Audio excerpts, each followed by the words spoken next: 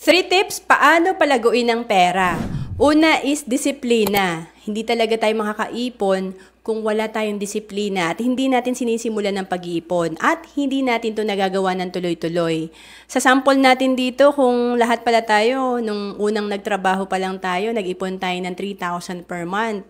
Alam mo ba, after 30 years, o sabihin na natin age 55 ka, meron ka na sanang 1,080,000.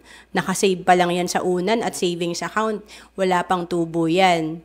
And, pangalawa, magnegosyo. Kailangan talaga meron tayong other source of income. Huwag lang nating iasa ang ating ipon na kukuhanin natin mula sa ating kinikita sa trabaho. Kasi ako, nung nagtrabaho ako, maliit lang talaga na iipon ko. Kaya nagnegosyo kami mag-asawa para mas may control kami sa income namin at mas malaki yung masave namin.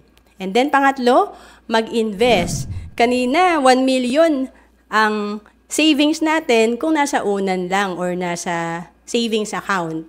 Pero kung natuto ka mag-invest ng 3,000 per month, after 30 years, 10 million na yung fund mo. Yan yung kagandahan pag nag-i-invest tayo.